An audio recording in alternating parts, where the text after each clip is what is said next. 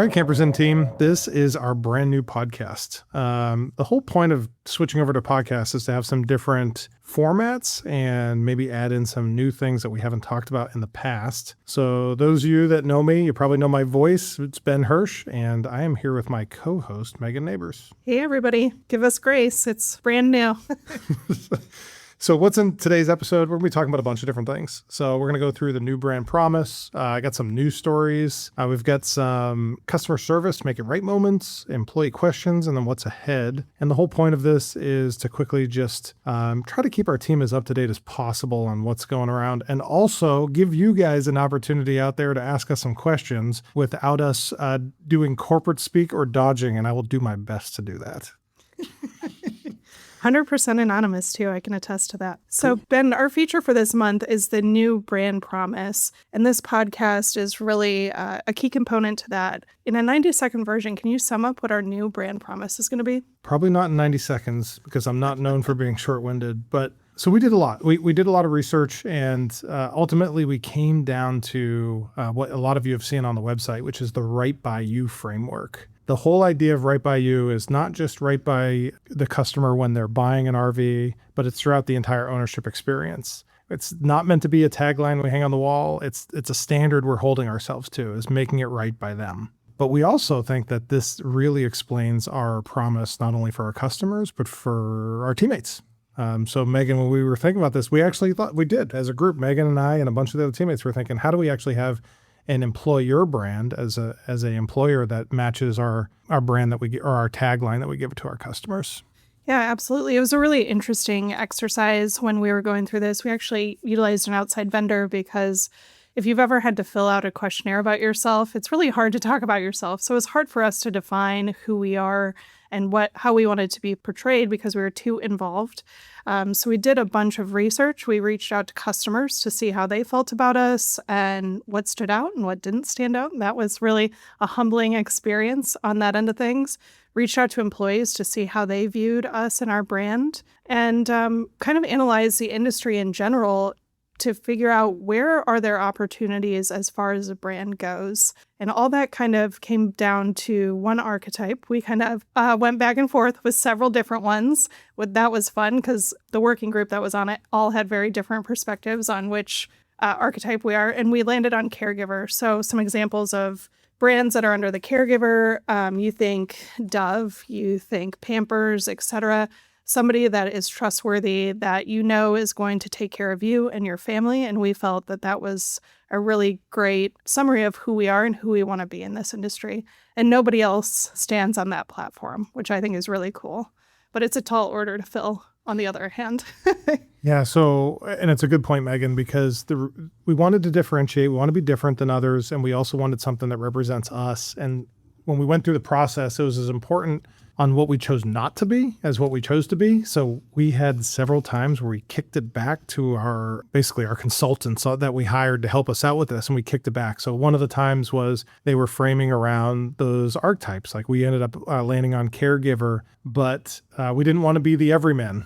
That's where we kind of landed the very first time. We didn't want to be the everyman. We also didn't want to be something that our competitors are. Like our competitors, especially Camping World, is the ruler, and other competitors kind of have different archetypes. And we want to be with something that's true to us. And since 1966, we've been talking about taking care of customers. That's our origin story. And as we kind of landed on it, we felt this is really us. We take care of our customers. We do a good job there. So it was as important what we didn't want to be that was as important as what we actually ended up landing on.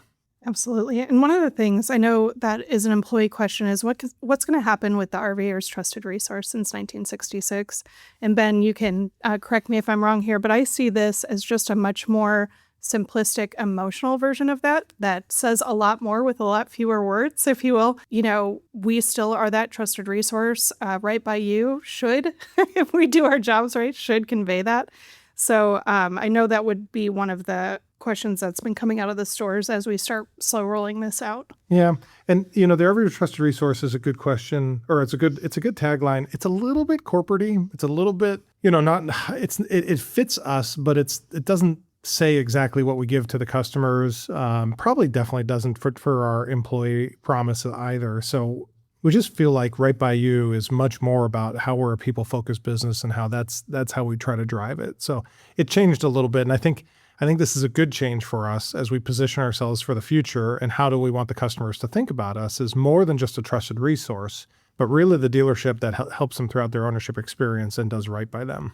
Absolutely. So, Ben, we've talked a lot about what this brand promise means for our customers. What do you think this changes for our employees going forward? Yeah. So there's a few things that come to mind is it's just how we think about how we engage and interact. And honestly, part of it's this podcast. So why do we want to change up our format? It's how do we ensure that we have better communication with our teammates? How do we ensure that we provide the right training and resources so that we can succeed together? So that'd be one. And then another example that, we really think of is, what does it look like in our hiring practices? Is our most important thing when we hire someone that their skills fits is there, or how about the intangibles? So it's one of the things that we've been talking about with HR as well, is do we actually build into some of the hiring practices, making sure that the cultural alignment fit is there to take care of the customers. And that's as important as some of the other things that we do. Fantastic. As far as the tactical side, on what this new brand promise means, I will assure everyone we are not getting a new logo. Our colors are not changing. With the recent Lazy Days acquisition, we just invested a huge amount of money on brand new signage. So right now we're working with our partners to take our current logo and incorporate the Right By You in a really intentional way. And we're excited to get that back from them and roll it out across the company. But no, we still bleed orange and green. Our logo still stands, and none of that's changing. We're refining, not rebuilding, if I could sum it up a little bit on the brand promise. So I'm super excited about that.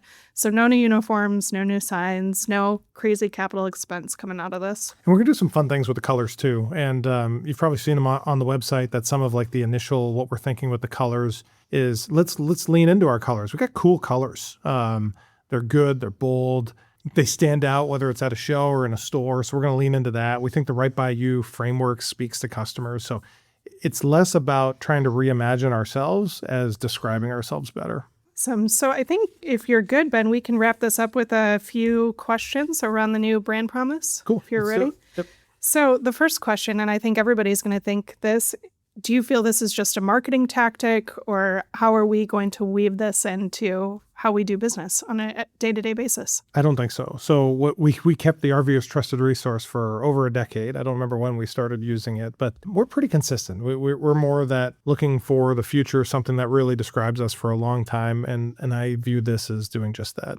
Great. And how are we going to weave this into our sub-brands, our other brands, Capital RV, Lazy Days, and the Signature Collection? Yeah, it's interesting. So it'll weave in, but some of the different brands will have a slightly different take. Capital RV will follow right along, because the reality is that Capital RV and the Campers Inn brand represent very similar things to our customers in those markets. If you look at Lazy Days and the Signature Collection, I'd include the Airstream in there a little bit. They are a little different. The Right By You, not saying it doesn't frame perfectly for them, but we also need to make sure that those customers know that we're in their particular market, whether it's the high end on the Signature. Lazy Days has its own brand promises, and so does Airstream. So there's going to be some melting together of things when it comes to a few of the other brands.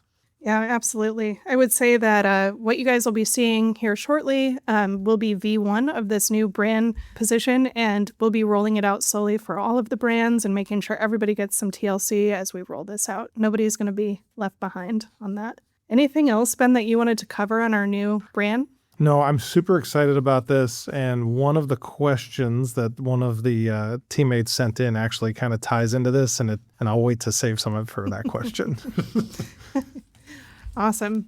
Well, before we get into the employee Q&As, which is, I'm guessing, the most awaited component of this podcast, how about we do some quick takeaways on some industry news and things like that, cool. So that Let's do it. We can brief the employees. First one, Ben, you were at the RVIA Aftermarket Conference this month doing a fireside chat on the state of the industry. You named 4 things that you think the industry has to fix: quality, service capacity, supply chain discipline, and transparency.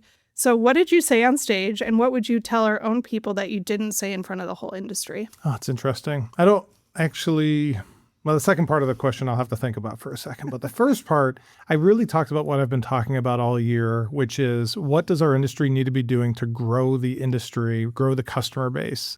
Any of you that have read or watched any of my stuff, I've been pretty transparent that I feel like we have a great industry, but we're falling behind the customer expectations compared to some competitive industries, whether you want to compare that to cruise or golf memberships or resorts or whatever. And so there was a question asked about, like, what do you think we need to be doing different? And I really I dove into how we need to be focusing on our quality. And that's not just from the manufacturer. That's us dealers providing quality service to our customers, getting it right the first time. Service capacity, it's unacceptable that customers have to wait 2-3 weeks in our industry, or the repair event cycle time on parts is so long. Supply chain is all about not stuffing dealers with inventory, dealers not ordering too much inventory. It's both sides need to behave on that. And then transparency is where the whole industry is going with AI, and how customers at the flip of a phone can really kind of dive in and get all the information that they want on pricing, dealers, fees, everything.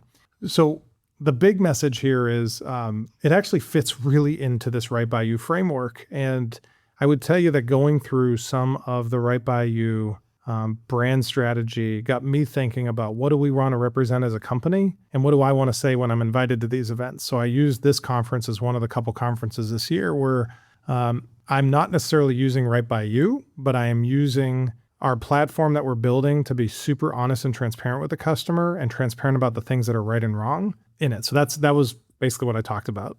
Fantastic. You know, one of the interesting things, Ben, that I've noticed as you're doing some of these panels and fireside chats is that you're calling for everybody in the industry to level up. You know, as a business, we could take that and be super closed off with that strategy and be like, no, we are going to be the best in the industry on the customer service side, and then everybody else can do whatever they please. And which we are, and we will be the best in the industry on the customer service side. So why do you think it's important to have the entire industry level up? What does that mean for our customers and our employees? I know it's rising tides raise all ships. Oh, you Is stole that my kind line. of sorry? Yeah, I think you're spot on. I think you're spot on that if we as an industry do better, we will attract more customers.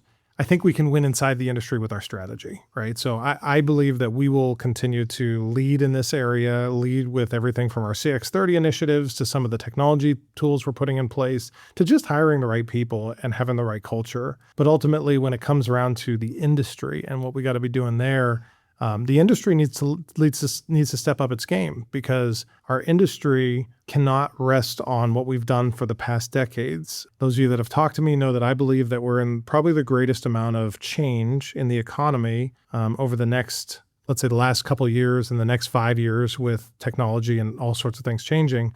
And I think we'll see as much change in the next 5 years as we saw in the last 30. And it's very easy for companies to get left behind. And so I'm really putting a rallying call out there so the whole industry can catch up and make sure that we're relevant for the customer of the future. And that's really what's going on in my mind, is that I want to see this industry succeed. It's important to me. It's important to a lot of you. And we have an awesome place to work, not just now, but decades ahead. Well, you just kind of segued perfectly into our next news story. Speaking of the health of the industry, a news story came out last week that Winnebago is consolidating some manufacturing. Towables production is moving to Grand Design in Middlebury, and B-Van production is moving to Forest City.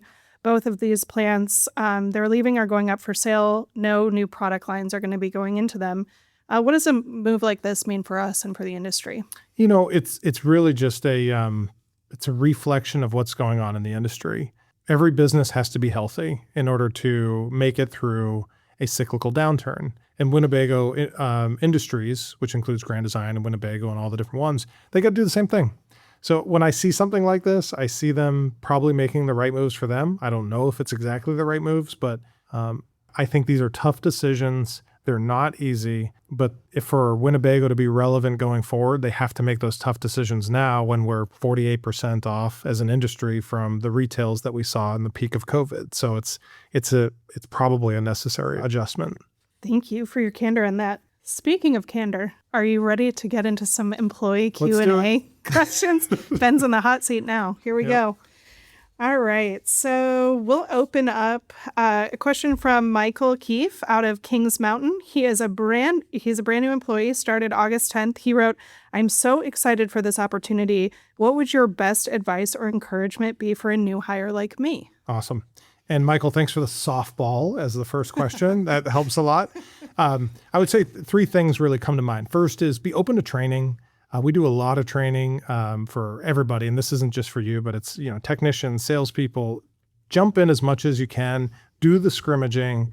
That's what makes a huge difference as you go forward. And then the other one is recognize it's a good industry, right? So if you're new to the industry, not just new to us, I'd say subscribe to RV Business, RV Pro, RV News, the online newsletters, and make sure that you're getting the information, because there's a lot of cool stuff that goes on out there. And the more in touch you are, the more you're going to be real with your customers. You're going to understand what's going on. So just know it's a great industry and kind of get connected. And then I would also say the last thing, and this kind of goes in with training, it's all the basics. So the processes, working the day-to-day stuff. It is the simple things every day that makes a huge difference. But it's those simple things built upon years and years of experience that makes the huge difference. And I'm really proud that our team, we have people that have really moved up the organization from every position that you can imagine in the company. True story, as it turns out. From receptionist to podcast host. Here we go. Awesome. The next question came in actually twice, both times anonymous.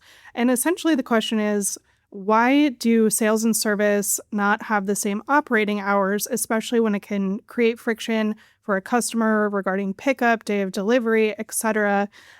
So can you dive into why the different departments operate under different hours inside the store? Yeah, and it's tough to you got to peel back this onion a little bit. Our dealership group is not one size fits all. It's like the opposite of one size fits all. So we have smaller dealerships with, let's call it about a dozen people, to our largest dealership has 250 people. How we operate them is going to be a little bit different. So how do we actually decide how to do it? It's largely up to the stores on how they shift their hours within the days of the week that we're open.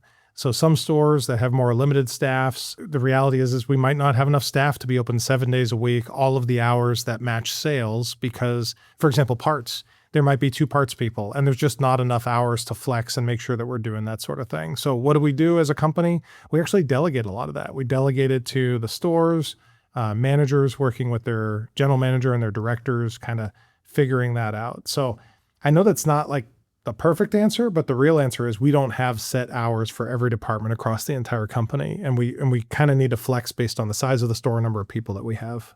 Fantastic. Thanks, Ben. The next one comes from Lewis in sales. He's asking, when are we going to build the cost of doing business, detailing, freight, demo, PDI into the price of the unit and advertising it, instead of adding about $3,000 in fees at the last minute?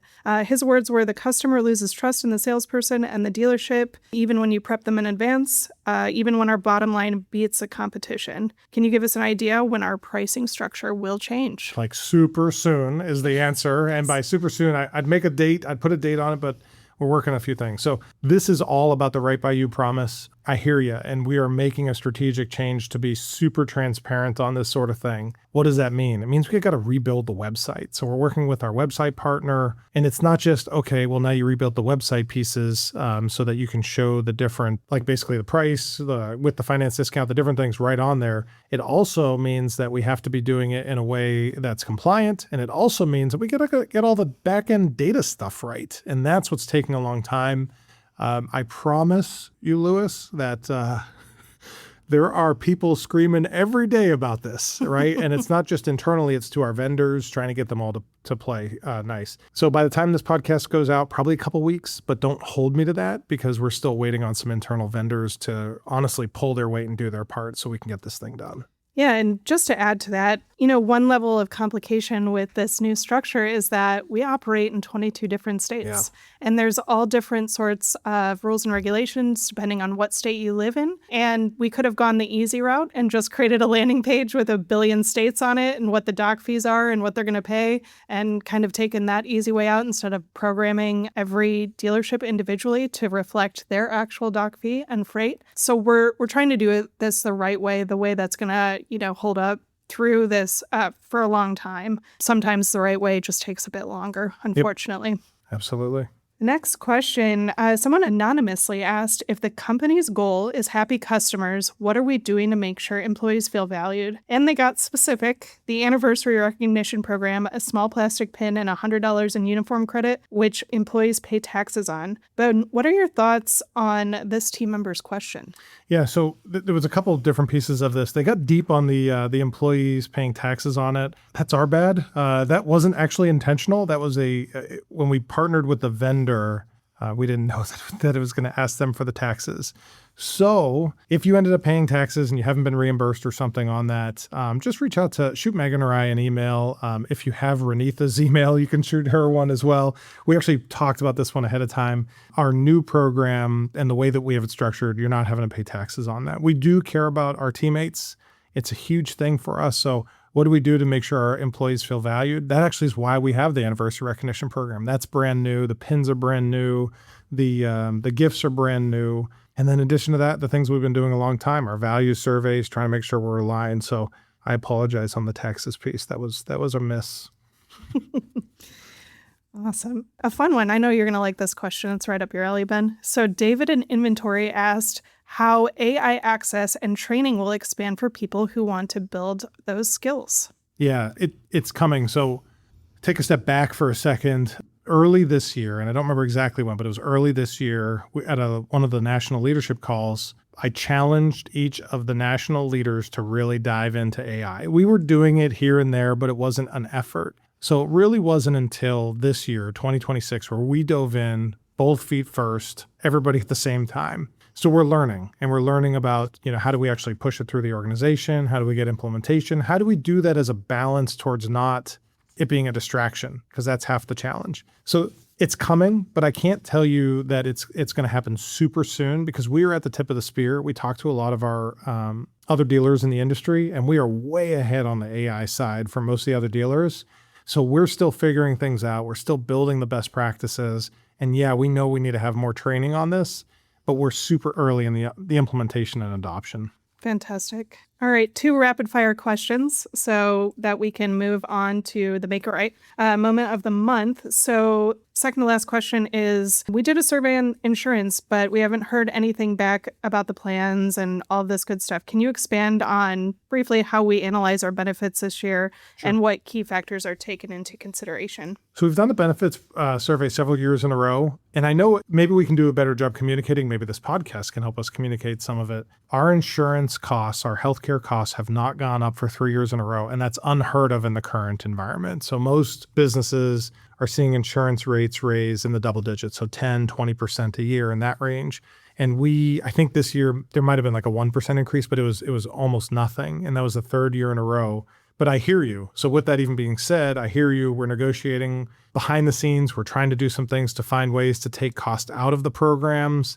We're trying to find ways to have alternate health plans that you can subscribe to that are less expensive. But I think the big piece of this is we do the benefits survey, but we didn't get the feedback back on it. And I think that's a fair knock, and that's something we can work on.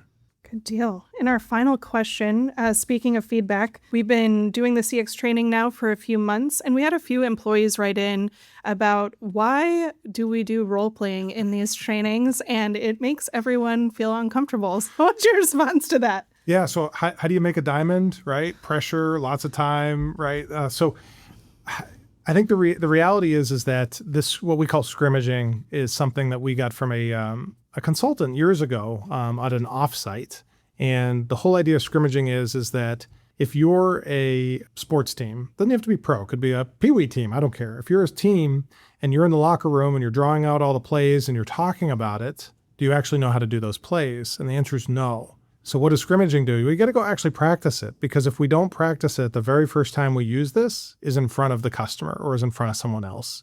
And so by practicing it ahead of time, we're actually getting better. And I know it's uncomfortable. It's awkward. Trust me, I lead these sessions with the trainers and it's awkward, but it's the best way to improve.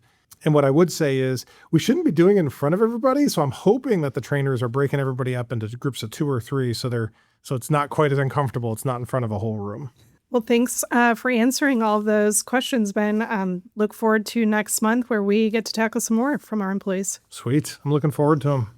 Are we ready for the make it right moment? Oh, on the questions, just as a note to everybody, we got way more questions and we have time to answer Yes. them. So we're banking and a lot of your questions. So if we didn't get to your question, we're not dodging you. We will get to the questions.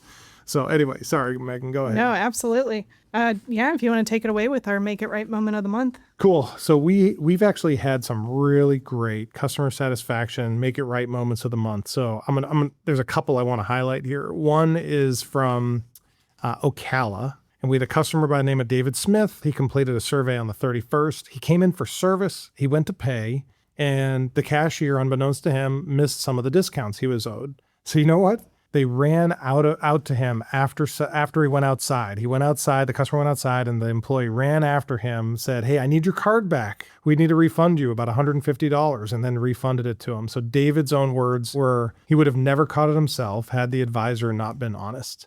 So small money, huge character, right? This is awesome. Nobody would have known, nobody was watching, but this is what doing right and making it right looks like. So super appreciative on that one. Another one is really cool is that down in Tampa, Robert Studley, a customer on the 21st, bought at Lazy Days Wildwood in 2023, and he felt burned by the team there. And so now the Tampa store is under Campers Inn, and he was working with Samantha and Brian. And I'll tell you that the Tampa store should be proud because in his words, he said, this is an entirely different world. And he said he was going to use Tampa going forward. So really cool to see that, especially with one of the new stores on board. So I think those are two really good ones. I actually have like 4 other ones, but I think those ones really highlight some of the cool stuff going on in the company this month. It's always a great problem to have when there's too many good things to talk about. Speaking of good things, are we ready for some employee submitted shout outs? Yes. Awesome. Okay, so this one comes in anonymously, and it was for Hyun in accounting. This person wanted to make sure that she knew how much she was valued, how they appreciate her attention to detail, and how consistent she is in completing her day-to-day job. And person knows that it's the kind of work that's easy to be overlooked, but they wanted to make sure you knew that you were noticed. So thank you, Hyun. Thanks, Hyun. Awesome job. We got another a really great submission from JP from the Crown Club. So they get these comment cards that they call love notes. And JP gave us a ton of really great examples of some love notes that they received. But one I'd love to call out is that the customer said they were treated like family. The food was very good. This place is a very needed part of the overall process of purchase, and they will be back. So excellent work, Crown Club. Awesome, Crown Club. Yep. And then this one comes from Giovanni out in Phoenix. First of all, he wanted to recognize Brody, their GM, and what he's done for the store and the direction he's taking it. And he also called out Harry, the service manager, for going above and beyond. In his words, he put a smile on our customers' faces, and I see it every day. But the part I keep coming back to is what they said about the team, that the transformation there is real. And it's real because people show up every day wanting to learn and get better. And that the communication right now between sales, service, and every department is what makes it work. And I was personally out in Phoenix, I think it was last month or so, and I was feeling it too. And it does feel so much better there. So good job, team. Awesome. So Mike Hotchkiss, I apologize if I butchered your name, over at Ramsey. So whoever sent this in said Mike is always willing to stick around and make sure our customers are taken care of, treats everyone with respect, always ready to lend a hand, and goes the extra mile when needed. So thank you so much. Huge. Yeah. It's awesome when you think of our values and the continuous improvement and holding everybody to the high standard. Good job, Mike. Yeah, and our last shout out is from Shannon, and it's for Anthony Haynes, the sales manager down at Tom's River. Tom's River is currently short both a GM and a business manager, and Anthony has been carrying his own job plus a good chunk of what's missing. And Shannon's words, plus he's just an A+ human being. And he has been carrying quite the load, so we appreciate you, Anthony. Yes, thank you, Anthony. All right, Ben, I think this kind of wraps up the podcast for this month. Do you kind of want to go into what we can expect next month and tease out some of the topics we'll be covering? Sure. Yeah. So there's something happening, and I could spend a whole podcast on this, and we might in the future. But those of you that were part of the Lazy Days acquisition know that there was something called the Lazy Days Foundation. And that foundation was sunset before we really were able to get our arms around it. And what it was a nonprofit. It was a charity that was run by the employees, not by the corporation, run by the employees to do benefit or to benefit the local communities. And their specific mission was at-risk youth. Okay, so such a good idea. We wanted to steal that idea, and we're now getting the Employee Foundation stood up. We'll have the Campers and Employee Foundation. I'm working with a couple of the teammates that used to be on the board of the Lazy Days Foundation. But what I need from you all, and it's coming up here in the next, let's call it week or so, you're going to get a survey. And in that survey, we really want to know what our teammates want our Employee Foundation, our charity, to focus on. And so you're going to have a lot of different options in there. Then what do you want to focus on? And then the other piece of it will be, would you actually want to serve as a board member or volunteer for it? So be on the lookout for that. Please, please, please fill it out. Let us know what you want the Employee Foundation to be about, what you want our company, it's not our company, what the charity for our employees to be about. And that's coming up here, like I said, about a week or so. We just got to build the survey. We have all the questions. We just got to build it now. I look forward to seeing that. Speaking of looking forward to things, here's some important dates in September. So the Hershey RV show, which is one of our biggest RV shows, used to be the biggest until Tampa. Now that's been outranked, but that is coming up September 16th through the 20th. We know that a ton of employees are traveling for that, plus a lot of effort and time and attention has gone into planning it. So we're super excited for a successful Hershey show. And then the next date that is important in the industry is Open House in Elkhart, is September 28th through the 2nd. Ben, you want to summarize what Open House is, just in case people don't know? It's where the manufacturers try to sell the dealer's product. It's an opportunity for all the manufacturers to showcase all their new floor plans and all their product. And there's literally thousands of RVs all set up. It's a big few days. On next month's podcast, I'm sure you guys are all wondering what the future topic will be. It will be strategic projects we are working on. So Ben's going to pull back the curtain on all of the good strategic products various teams have been working on. I don't think there's a team that doesn't have at least one right now. Everybody has one, yes. And kind of go into when we can expect those and what they mean for the employees, things like that. And of course, we will continue with the employee submissions, whether they're questions or feedback, plus the shout outs. So if you want to have Ben address your question or give an employee a shout out, please go and fill out the form at info.campersin.com/employee submission, or the QR codes that can be found in your break room. You can submit it 100% anonymously. I can attest to that. I do not see names or emails if you don't want to give them. For those that do give us their name and email, we respond directly back to you with with information on your submission. So anything else you want to say to wrap up this first podcast, Ben? And if you want to just give us any of your other input, you're free to do that too, and tell us what we forgot or what we should be doing, which guests you'd like to see us bring on in future shows. So anything that you guys would like. I think that's it for this month. Awesome. Thank you, guys.